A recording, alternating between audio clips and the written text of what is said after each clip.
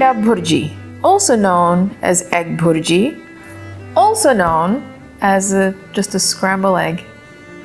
Bhurji means scramble and anda means egg. And it's one of the dishes that I actually really enjoy making and having. And I think I've converted Rob into having it as well and enjoying it too. It's a dish where it's an easy thing to make, whether it's for breakfast, lunch, or dinner, where you just make everything in a pan. What makes this scrambled egg different than what you see in North America is what is added to it to actually build flavor and take it to another level, so to speak. There's onions, tomatoes, peppers, spices, and you don't have to add like 50 spices, because I know we like to add over 50 spices to a dish. It's just, 3 spices at most, salt and pepper, and it's the way that it's made that really builds the flavor. And that's what this video is about. Hi everyone, welcome to our channel. I'm Nadia, Rob is behind camera today, and we are here to show you how we like to make scrambled egg. First, let's look at the list of ingredients that we will need for this recipe.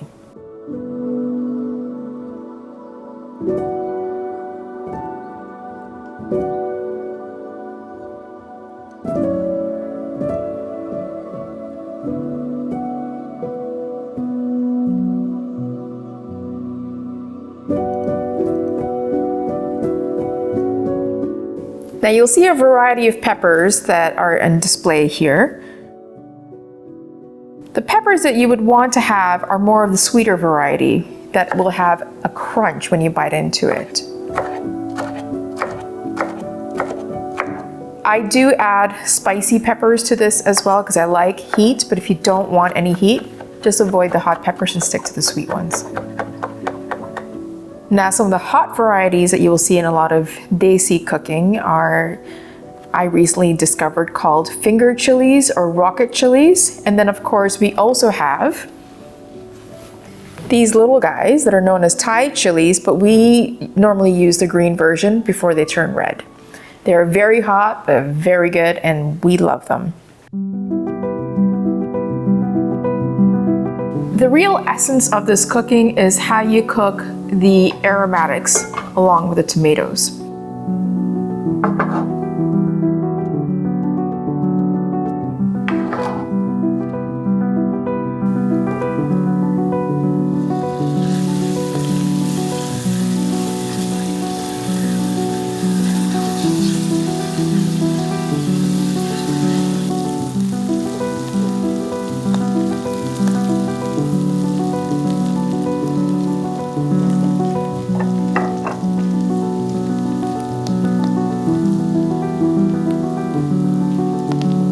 The question may be, when do you add the dry spices? I like to add the dry spices as the onions, ginger, and garlic are cooking. And I like to add it on top of them to prevent any potential burning of the spices or scorching.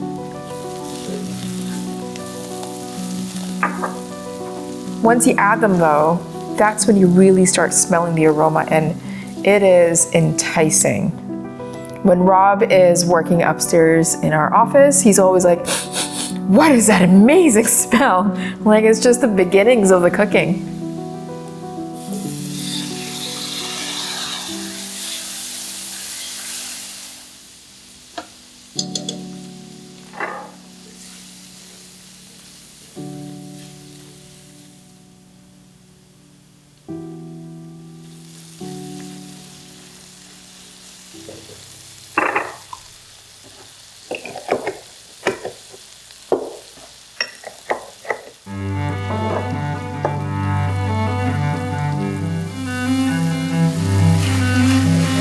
You don't mind if the peppers have a bit of a crunch?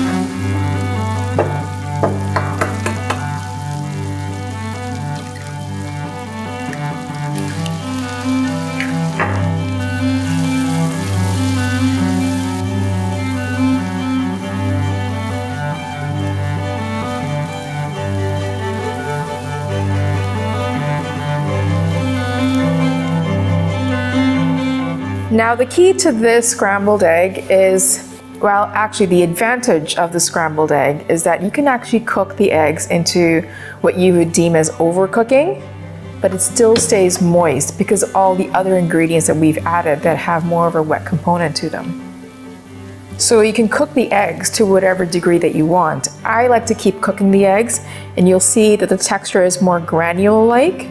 It doesn't mean it's dry in any way. It's very moist, but it's extremely delicious. It's unlike what you see in North America where the scrambled eggs are left in big chunks, fluffy chunks. These ones you keep cooking until you get into tiny granule-like pieces.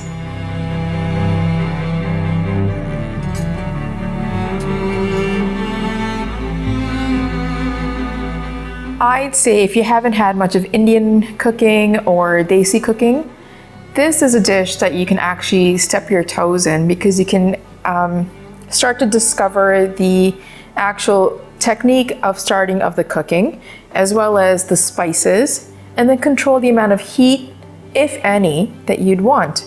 If you don't want any hot chilies, you can just add black pepper. It is my favorite dish because I like my scrambled eggs with a bit of oomph, and this satisfies all of my cravings. As well, if you have any leftovers, put it in a pan. It's a one-pan dish, and it's easy cleanup afterwards. You can whisk the eggs in a bowl before putting into the pan, but I'm just too lazy. I crack the eggs right in the frying pan and then just keep stirring it up. I mean, who's looking for perfection? I'm looking for harmony, and that harmony is going to go straight into my stomach. You can have it with a slice of toast, you can have it with some rice, you can have it on its own if you want. Over here, I serve it up with our sourdough sandwich bread that we make at home. We will be doing a video on this at some point because it took me months to figure out how to make this loaf in a cold environment where it's hard to have bread or sourdough bread rise. This dish is so yummy. My mouth is watering just thinking about it. Rob, I love it too. Every time she makes it, I end up grabbing an extra fork and digging in on the side. It's a very satisfying dish. And on a cold day, it's a nice warming dish to have that's easy to make. So thank you very much for watching. We hope you enjoy it. If you guys do make it, we'd love to know what you think. I'd say experiment. Is it traditional by any means? Who knows? Just make it to your heart's desire, because I would like you to start. Be able to make Desi cooking at home. That's also easy to do. And smells so good. Brings me down out of the office. We'll see you guys next time. Bye-bye. For those of you wondering what's with the metronome, well, I used to play the violin years ago for quite a while, and I had to stop playing it, and I've taken it up again, teaching myself. I remember quite a bit. And who knows, we may, I don't know, maybe make some music for this channel? No? Oh, I don't know. All right, cut.